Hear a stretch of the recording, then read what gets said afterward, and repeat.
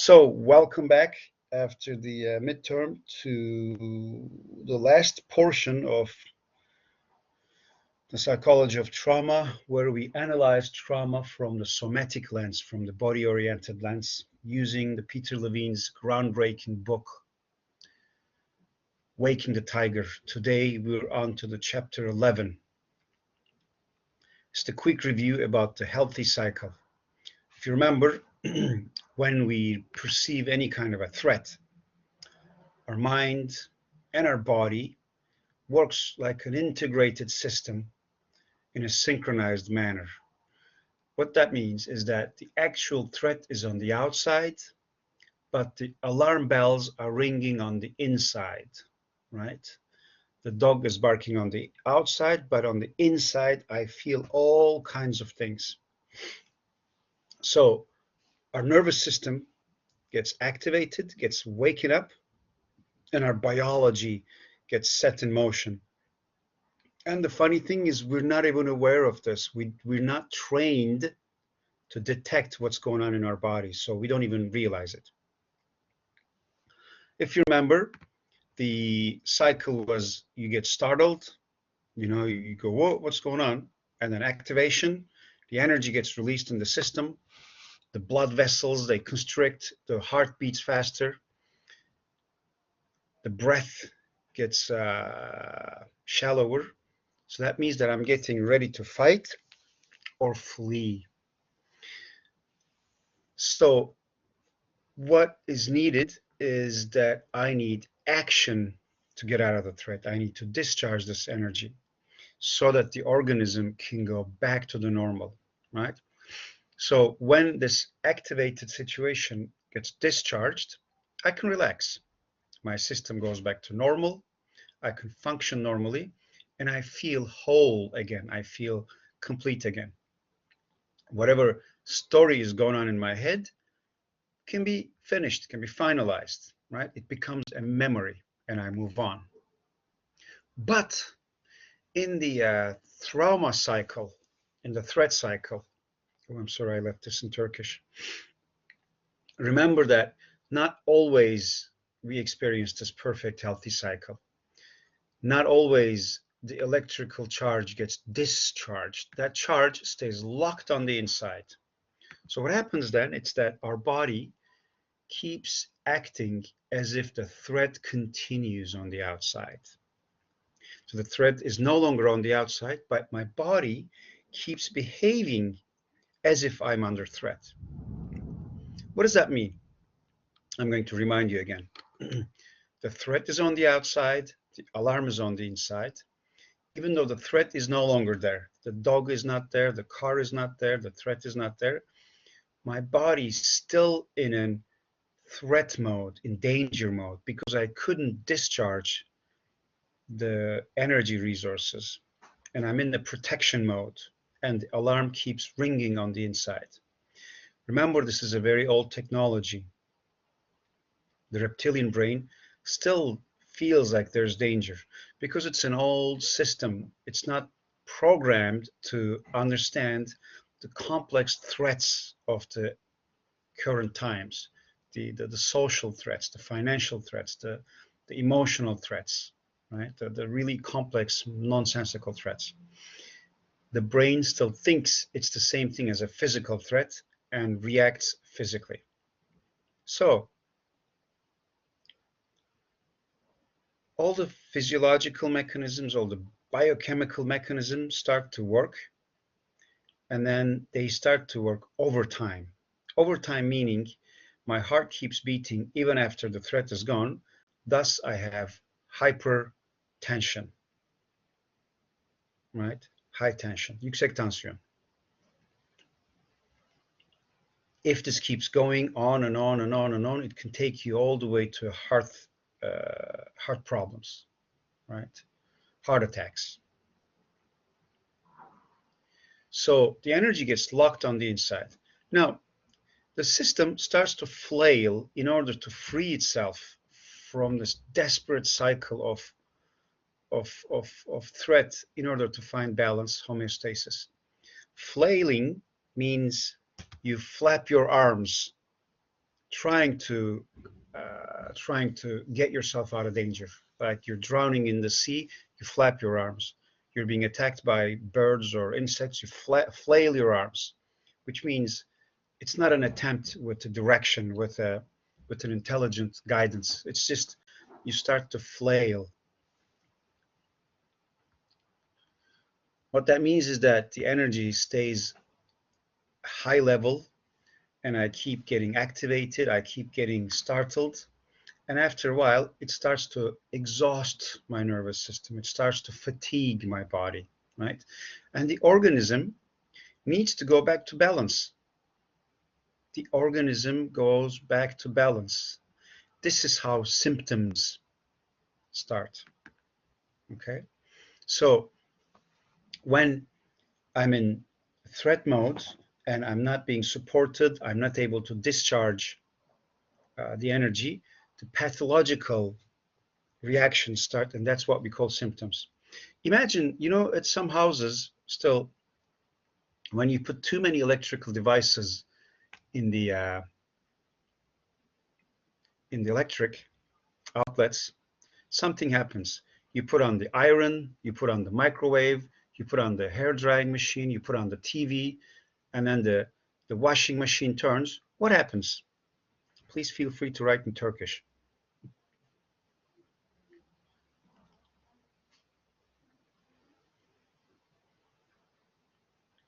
Sigorta atar, değil mi?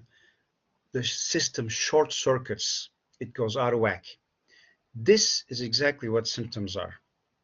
The symptoms are like a adaptation mechanism. The system is overloaded and it's trying to find a way to adapt to the situation. It's giving you a signal, it's giving you an alarm, trying to get your attention. So certain symptoms happen right after the event. Certain symptoms happen a while after the event, and certain symptoms happen quite a long time after the event. They're more complex, they're more long-term, and they're more permanent, right? So Peter Levine has classified them in 3 different categories to get a better understanding of them, right? We're not doing this to diagnose. We're not doing this to find the pathology. It's just that we're trying to have an easier time to classify them. And it's kind of difficult to find the symptom and find the root cause directly, right? You can't say, oh, my uncle got sick and I have diarrhea because my bowels, my intestines are stressed. It's difficult to find that direct link. It could be because you have a flu and your bowels are being forced. It's because you have been eating bad and you have bowel problem, right? So it can be many, many things. But the main distinction is that if you look at symptoms, which ones are caused by trauma, which ones are caused by, physiological short-term things. The main distinction is that the traumatic symptoms tend to stay longer. Sometimes they disappear, sometimes they come back, but they remind you that they're there all the time, right? So let's look at this a little bit more in detail.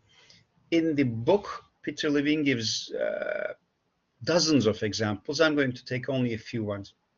So the first category is symptoms that form right after the event. Hyperactivity. Like, what happened? I got in a car accident. While I'm in the accident, I needed to get out, but I was locked in the car. I had seatbelt on and I couldn't perform the physical reactions that my body wanted to. So this energy is locked inside my system and I'm hypervigilant. I have hyperactivity. As soon as I see a car, my attention goes out of whack. When I'm in the car, I cannot concentrate. I cannot have a conversation, right? Another example is sensitivity, hypersensitivity to light or to noise. Another one is emotional reactions, right? I lost someone and there's so much sadness in me, there's so many questions, and and my emotions are all over the place, right? So these are overactive emotional system. Another one is inability to sleep, because sleep is the one place where my body is most comfortable and most vulnerable.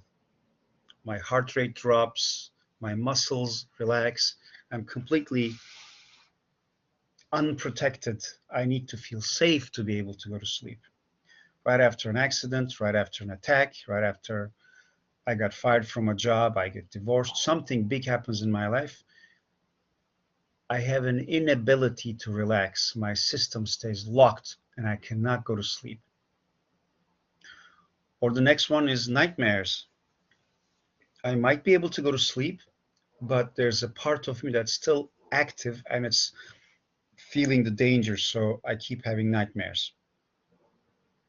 So these are kind of short term, right after the event kind of symptoms. And then you have symptoms that will form after a certain time after the traumatic event. For example, panic attacks, anxiety, phobias, right? Things have been cooking on the inside for a while, and I start to have panic attacks and phobias. Forgetfulness. Something has happened to me, and my mind is busy, it's overactive, it's hyperactive. So there's no new place, no empty space, no availability for new information to be integrated. So I start to forget things. Uh, Crying bouts, you know, some people state when they come to sessions that all of a sudden they start to cry, you know, they see something slightly upsetting, they see a movie, some kind of a love movie, and they cry and they cry and they cry, or they feel a little bit of a stress and they can't stop crying. That's what can happen. Um, Extreme interest to sexual activities or disinterest from sexual activities, right? If my system is under stress, in order to alleviate stress, I might be more interested in things that will bring pleasure into my body. Or when I'm under stress all the time, I get into a situation where I'm about to have sex, I'm about to have pleasure, but my system cannot stop. So I'm uninterested. I cannot get into the mood, right? Stress kills reproduction. And the last thing from the second category is inability to cope with stress. Because there's so much tension in my body, there's so much tension in my brain, I'm unable to take on more stress into my system. I'm unable to perform at work. I'm unable to handle stressful conversations. Right?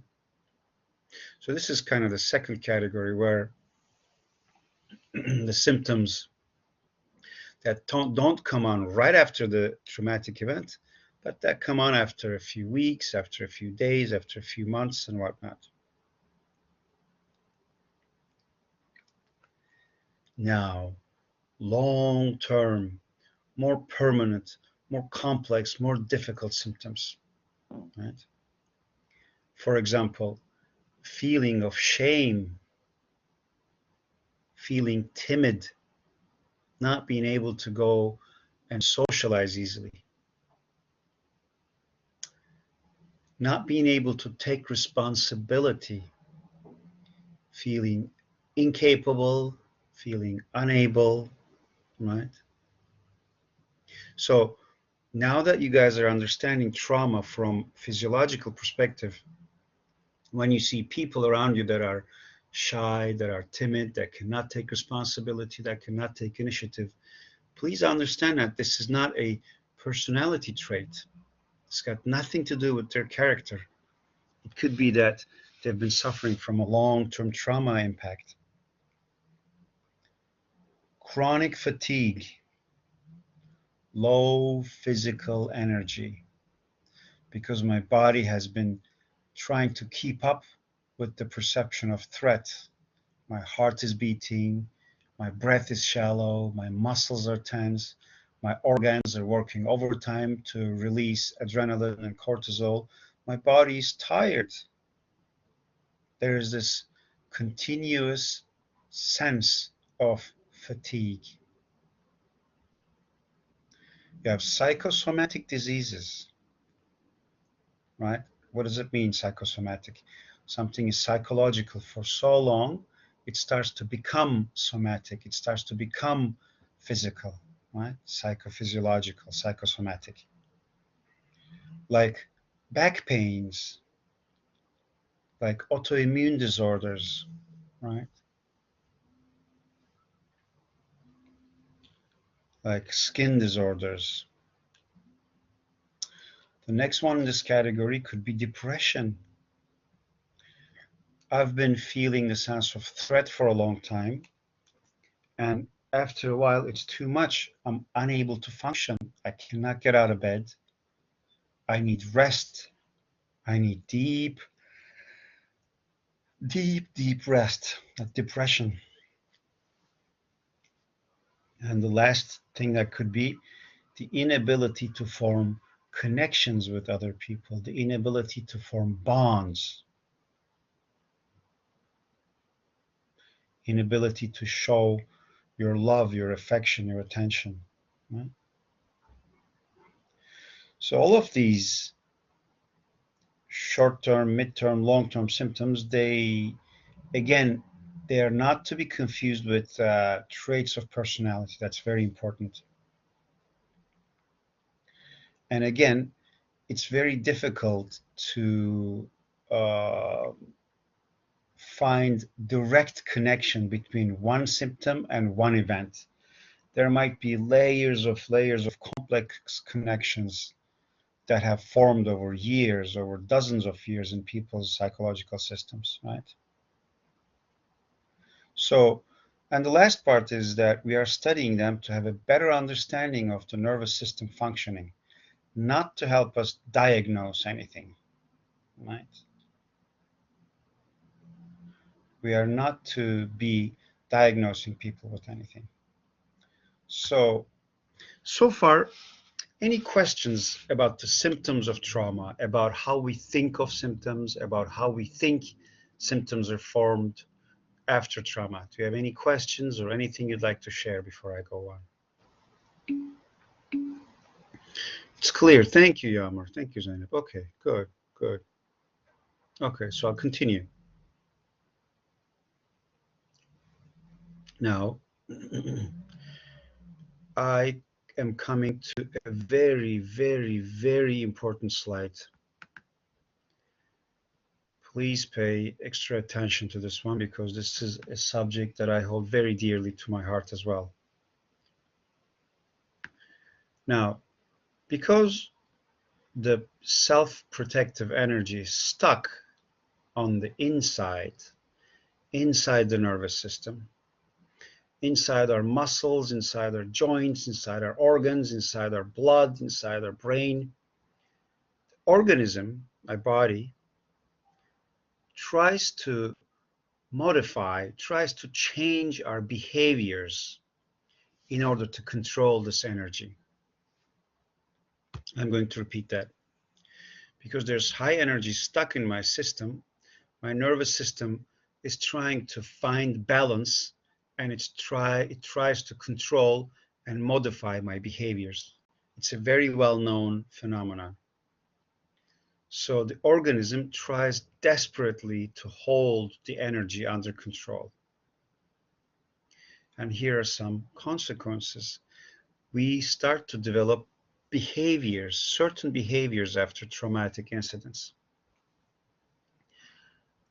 Amongst many behaviors, I'm going to talk about 3 of them today. Avoidant behaviors, repressing emotions, and addictive behaviors. Now, there are hundreds and thousands of psychologists out there, that when they see any kind of behavior, they say, oh, this is a personality. This is a trait of character, right? I want you to start thinking from now on that this situation is more complex, and I want you to start learning how to think about this, how to do what we call a reverse engineering. A reverse engineering. It's you start from the end and you follow the cues, follow the information towards the beginning.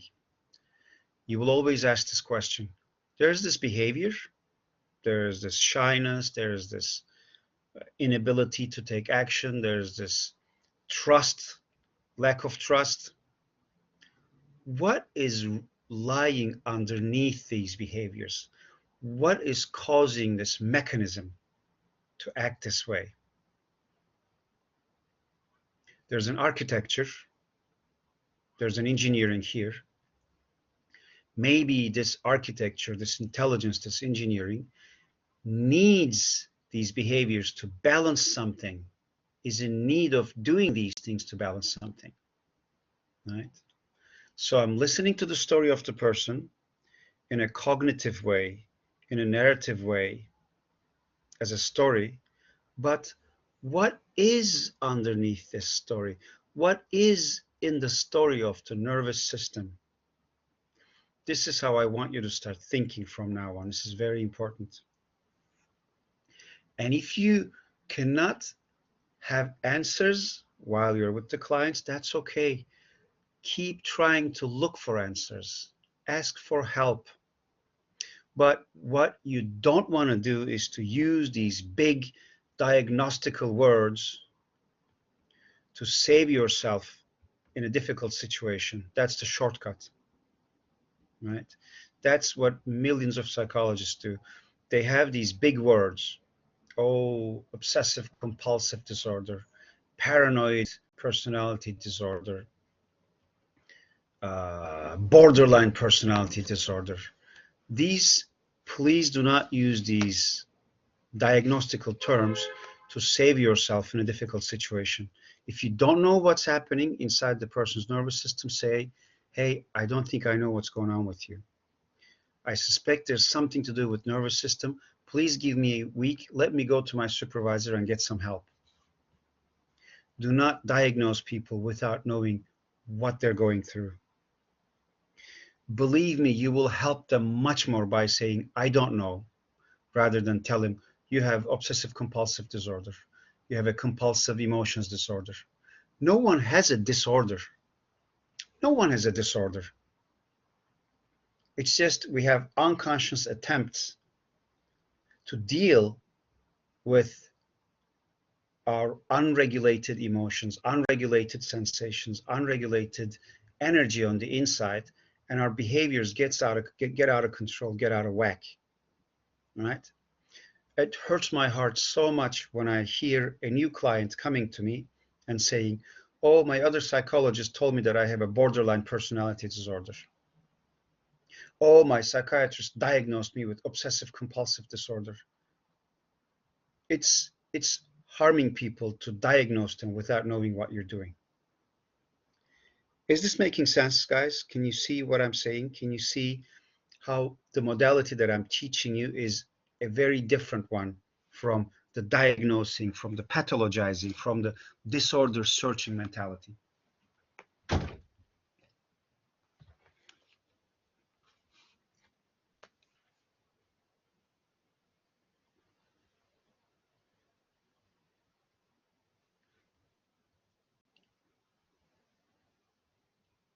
Okay.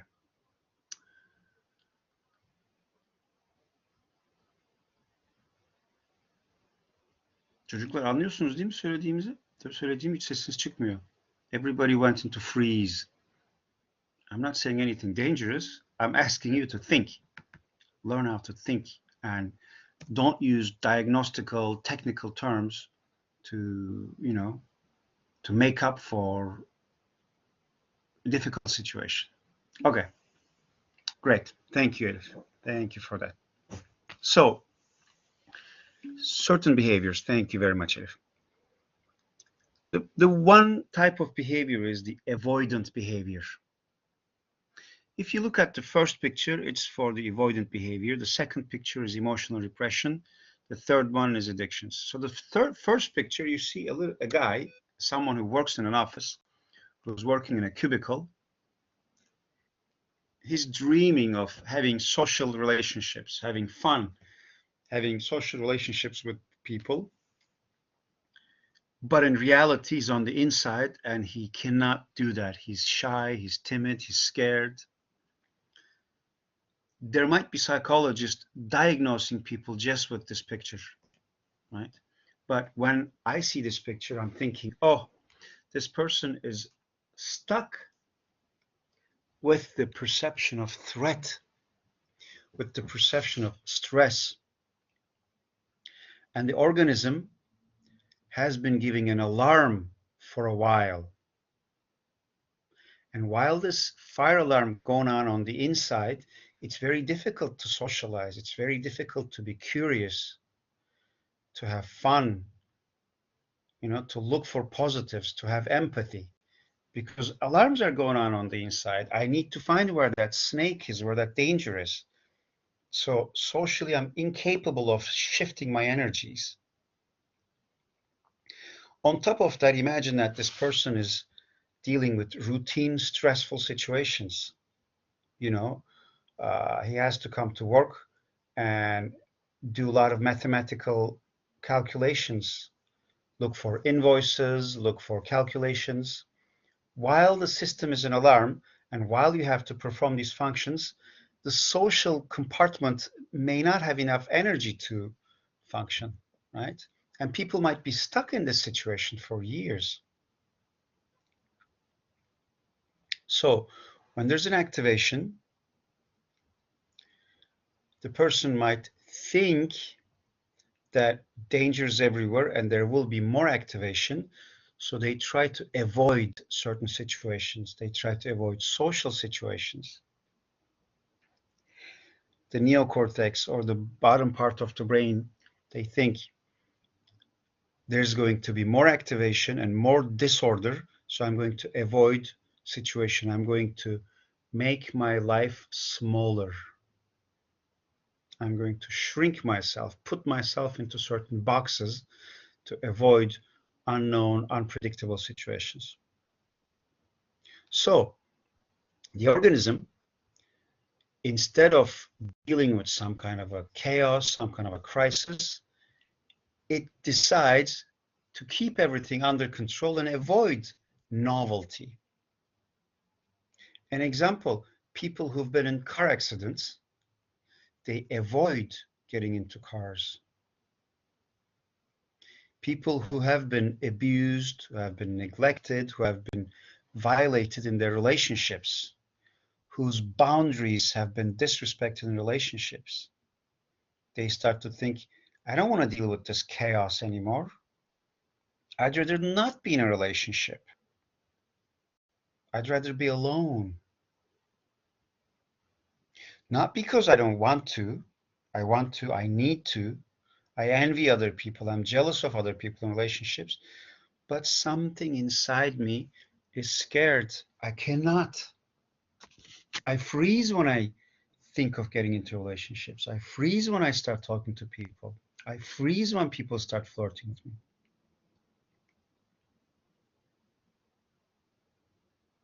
Right?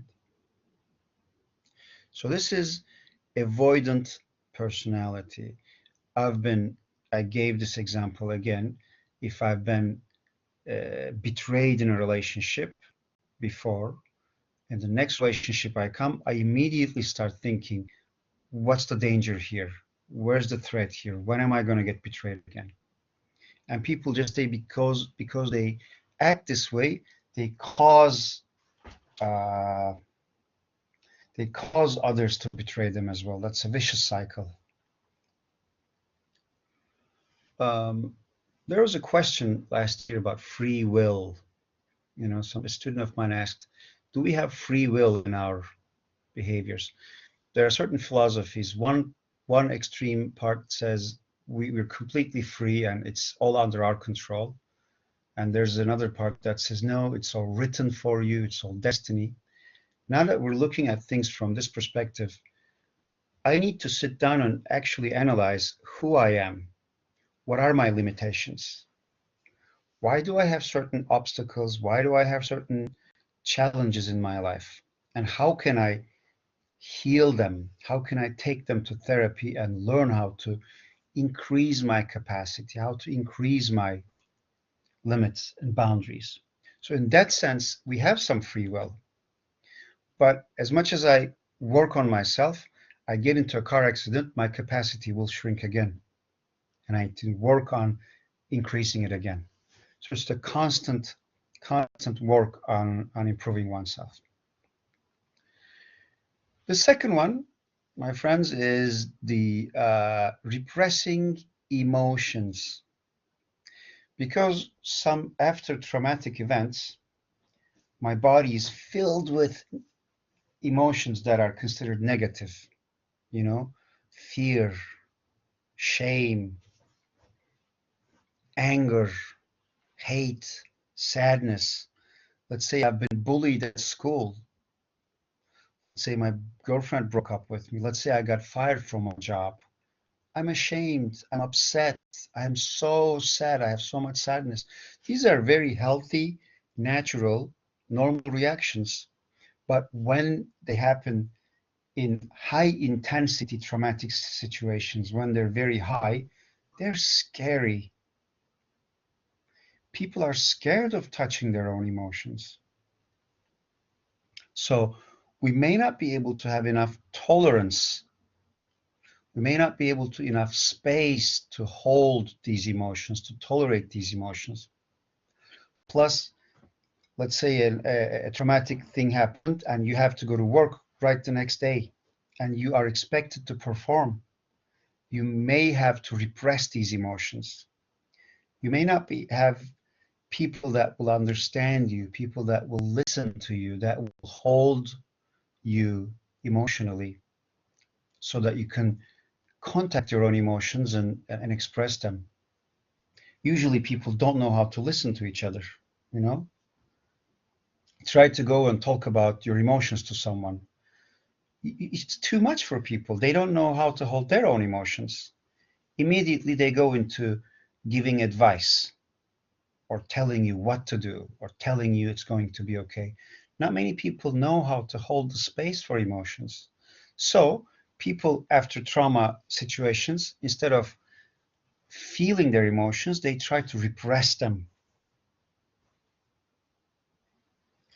In our culture, in the Turkish culture, you know, all guys, all boys, we grow up hearing this sentence: boys don't cry. So I'm conditioned to stop crying.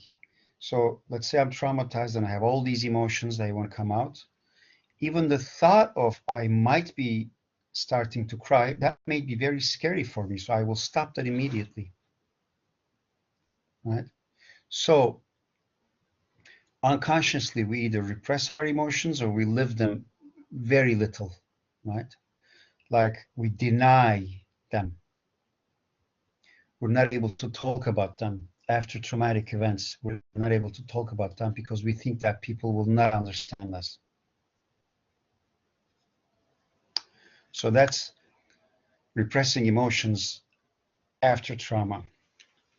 Point two, which leads me to my point three, which is addiction. Because my emotions are too much and I don't know how to feel them, I don't know how to hold them, I don't have how to contain them, I don't know how to contain them, I'm going to numb them. I'm going to make them go away.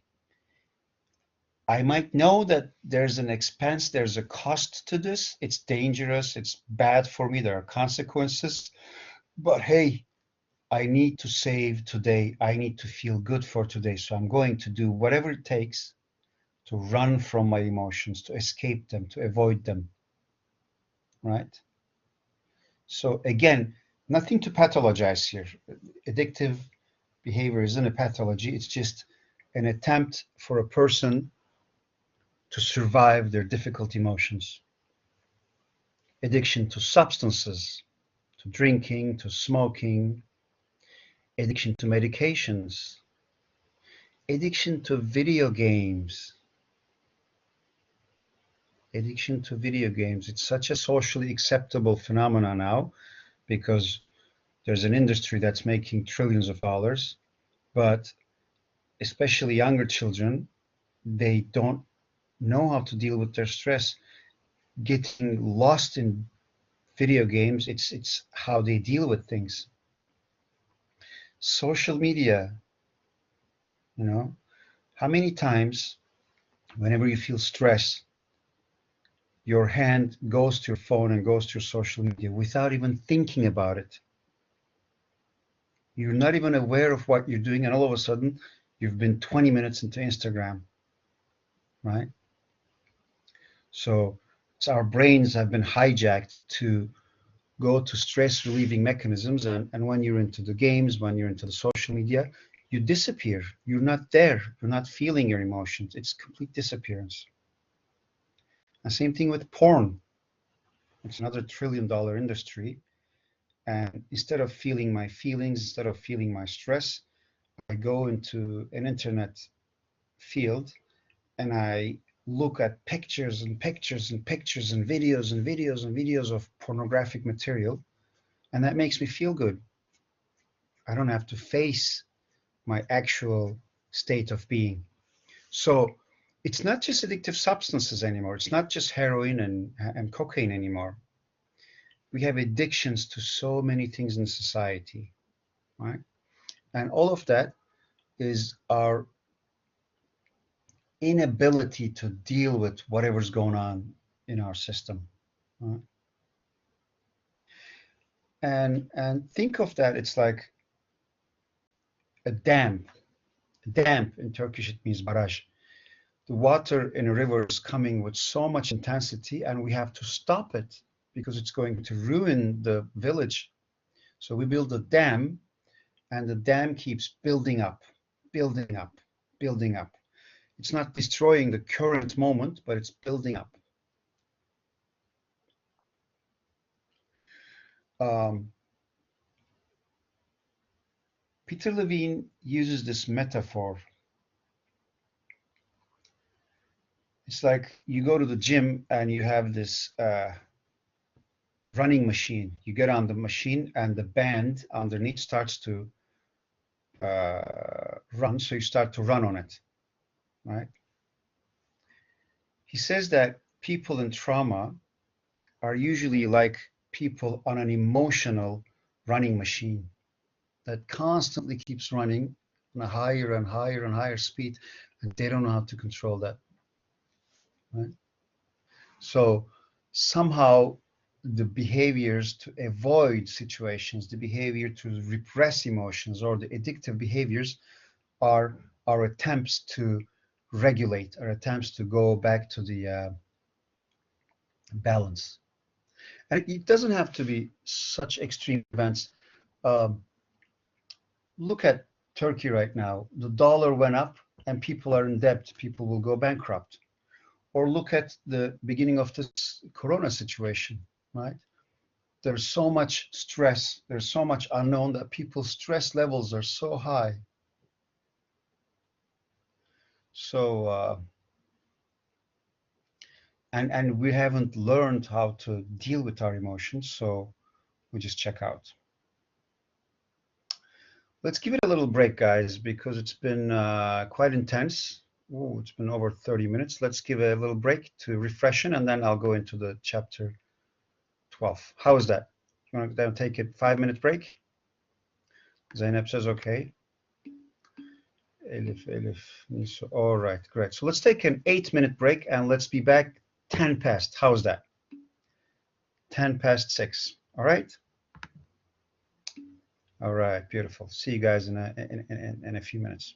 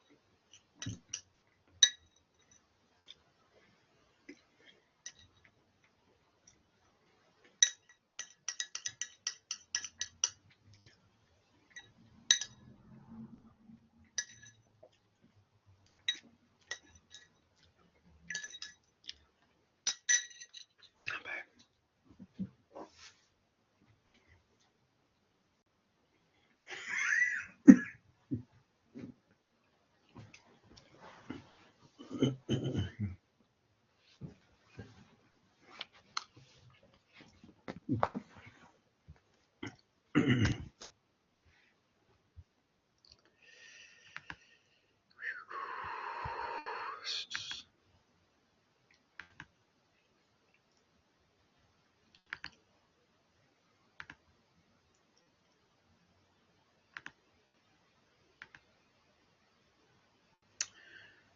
right, everybody. Is everybody back? Ege is asking, hello, Zeynep, welcome back. Ege is asking, chapter 11, hello, Yağmur, is called Symptoms of Trauma. I think so, yeah. Chapter 11 is about symptoms. It's called something like that. Don't have the book with me, but yeah. So, any questions about what we've talked about so far? Anything you'd like to share? It's all clear. Okay. So is it helping you understand things from a different perspective, from a non-pathological, non-diagnostical perspective, where we will not be seeing clients and telling them you have this disorder, you have that disorder anymore, right?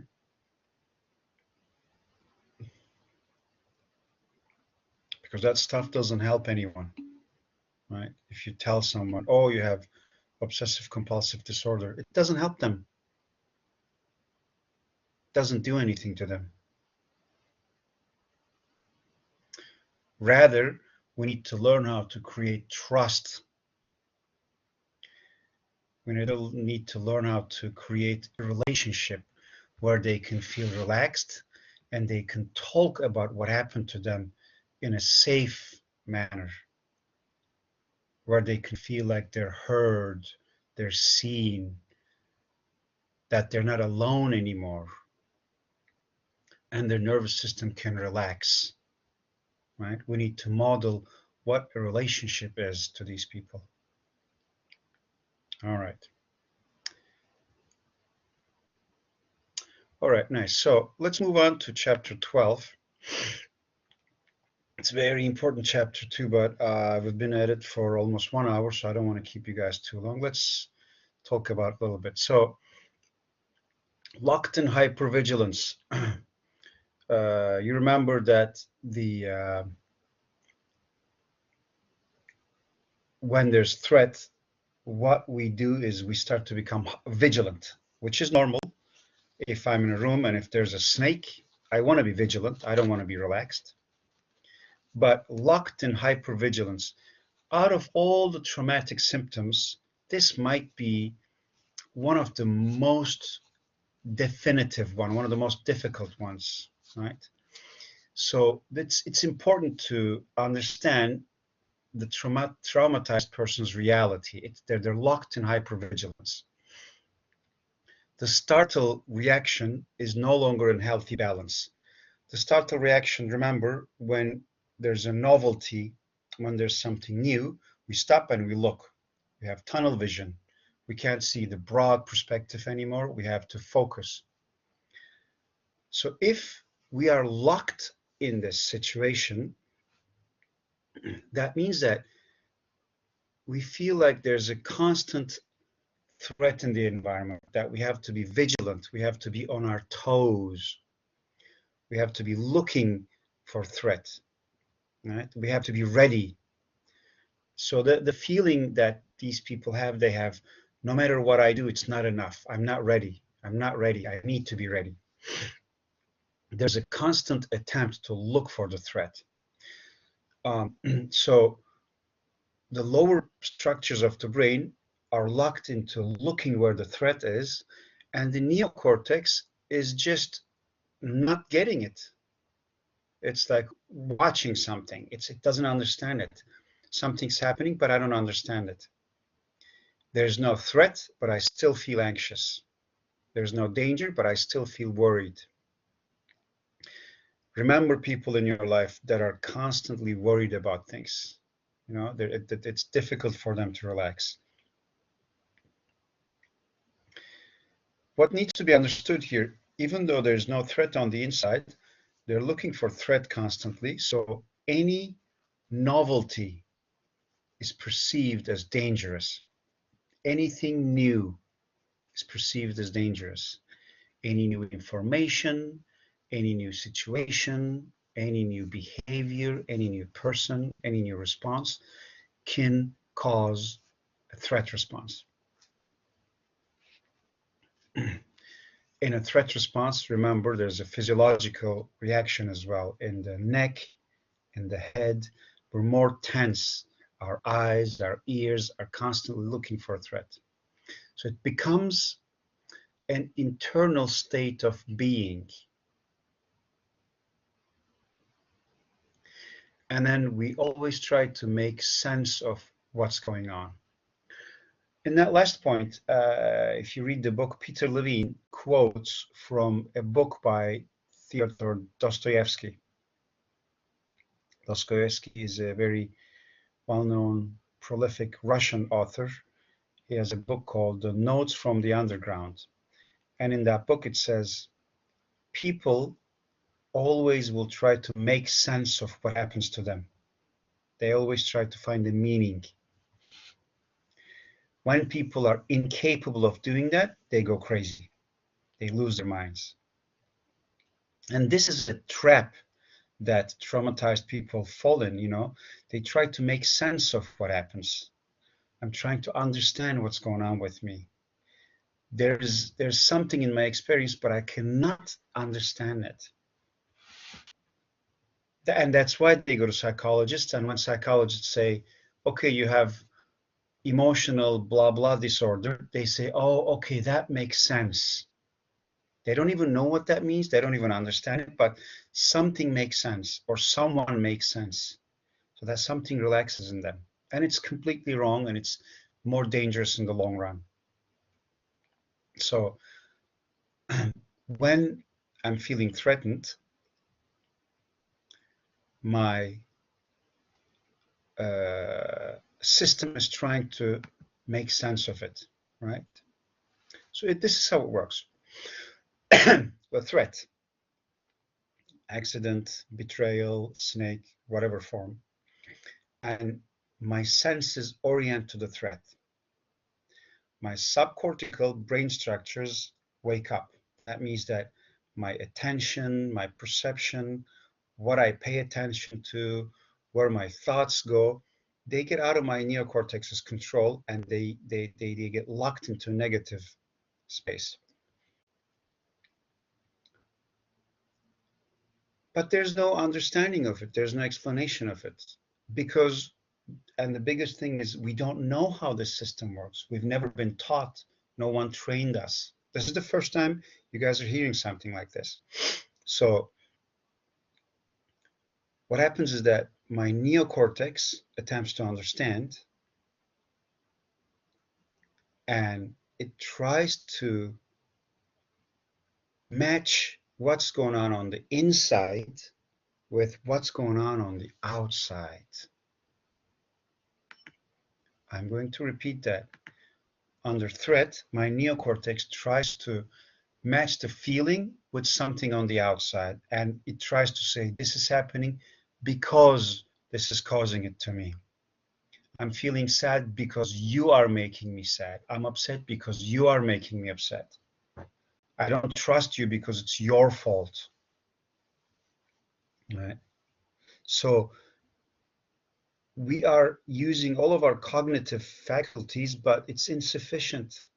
Even if we can think clearly, we're on the wrong path. Right? Yes, that's rationalization. Something's happening on the inside. I don't know what it is.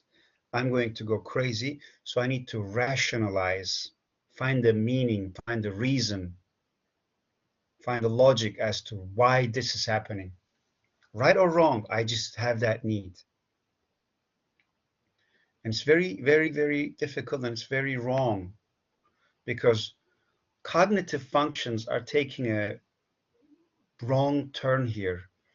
Rather than going on the inside and understanding the internal functions, we're going on the outside, and we're trying to couple what's on the inside and what's on the outside.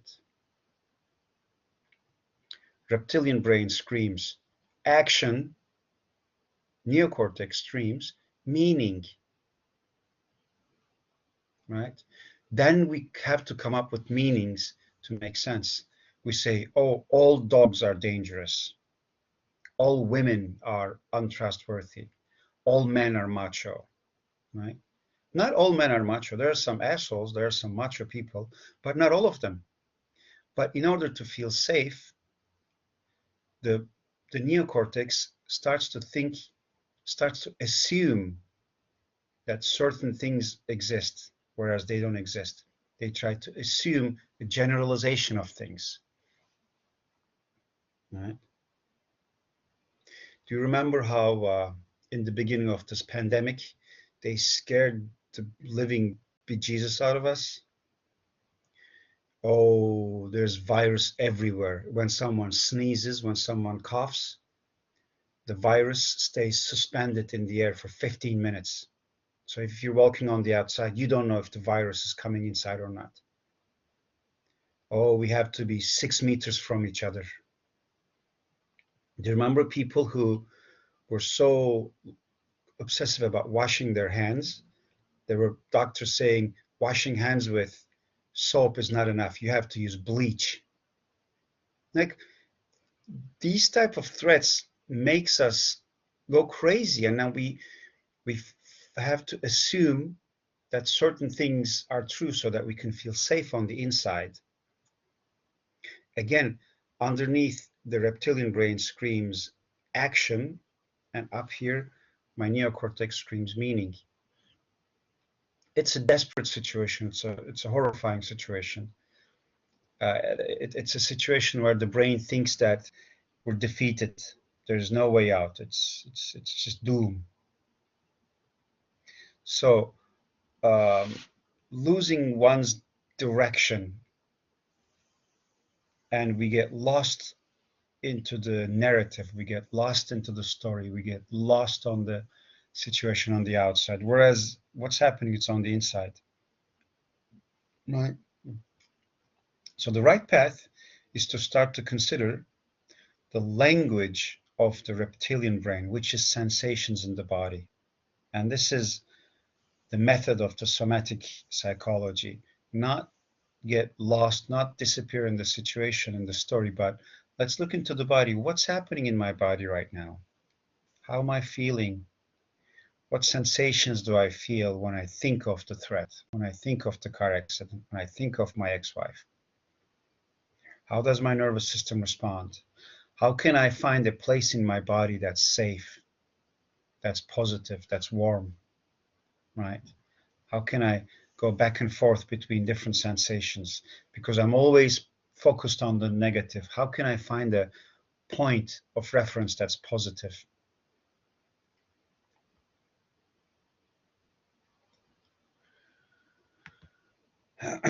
um, Today I'm going to, yeah, this will be my last slide because it's getting late, and I don't want to exhaust you guys too much. So recognizing signs of trauma is, there are a couple of signs. Please pay a little bit more attention for the last 5-10 minutes, and then we'll wrap it up after this. The one sign is that the ability to integrate new information. When there's so much threat, when my brain is busy, occupied with worry, with stress, with anxiety, the new information that comes in, I mean, life is continuing, the new information that comes in, it's difficult to organize that information. That information gets stored in a disorganized place.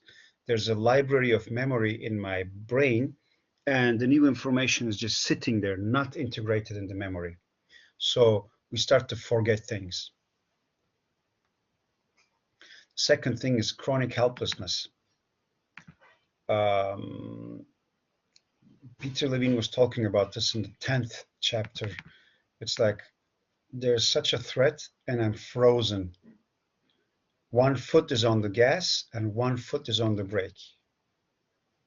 There's a fire alarm on the inside, but I'm frozen. It's usually, you see this in relationships. I'm being abused, I'm being disrespected, I don't like being in this relationship, but I'm scared of losing the relationship. What will happen if I'm alone again? What if no one loves me? I have a bad relationship, but at least it's a relationship. So this is a chronic helplessness, right? The dignity, the honor inside me is being crushed by the fear, by the helplessness. My impulse to stay free and to be myself is crushed by our fear. Then we get lost into the depression, the shame, the losing of identity. So that's chronic helplessness. Traumatic coupling.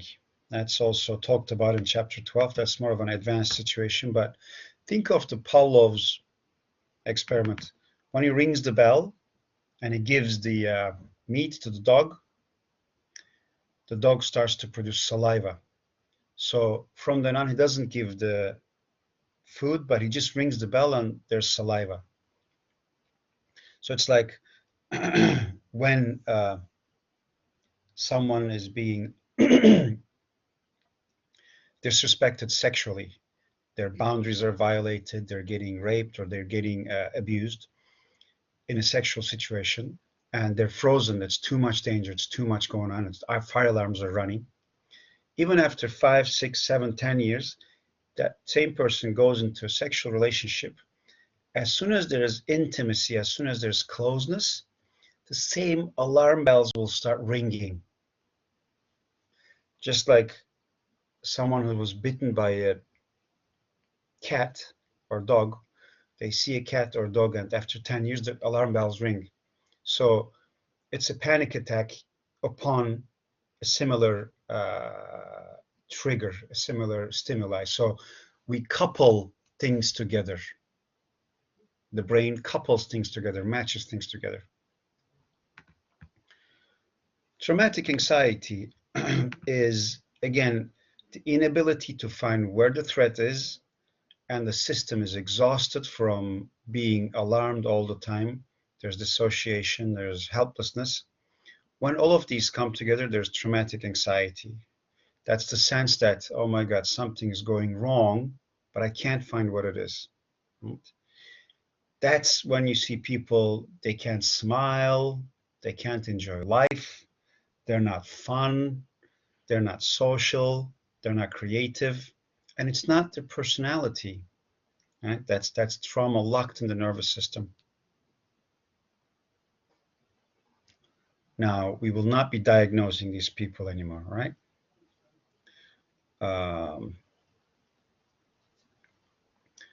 Denial.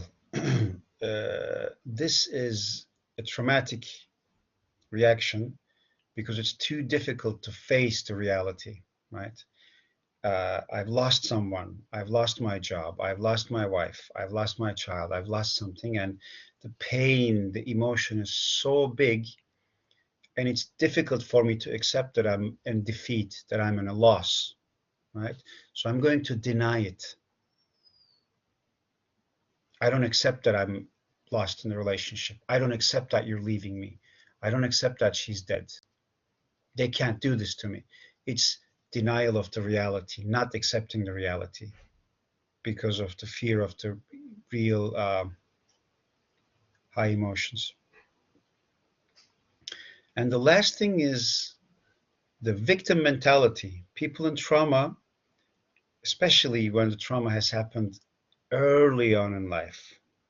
If something has happened to me, if something is done to me by people that I love and that I trust, my father has done something to me, my brother has done something to me, I cannot run, I cannot fight, so I freeze, and my body is lost in that frozen reflex. So that means that there's so much shame in it, right? And that freeze reaction can become chronic, and it can spread out to the entire life of the person. So I'm constantly left with the feelings of helplessness, unprotective I'm not protected, I'm shame, and it determines the energy of my life, right? And people carry this around all their lives. They're victims. They can't really see the, the resources they have. They can't really move towards them. There's this sense of, oh, things are happening to me, right? I don't have a hope. I don't have an option. And it's not something that people do consciously, not because they're unintelligent. It's not that because they're stupid. It's just a nervous system gets locked in that system, especially when this happens at an early age.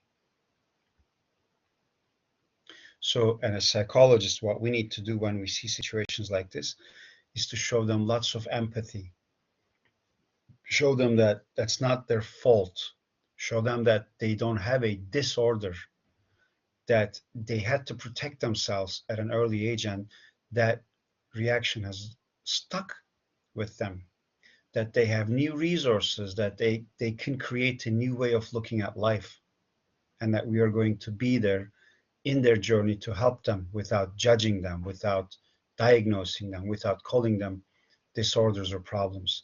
That's what we need to, that's the kind of attitude we need to have as healers, as psychologists. All right, this has been kind of a long class, but I had to go through the chapters 11 and 12. So this is it today, my dear friends. Any questions, anything you'd like to say, anything you'd like to share?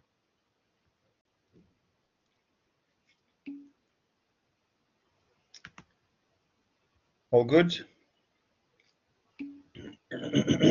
Great.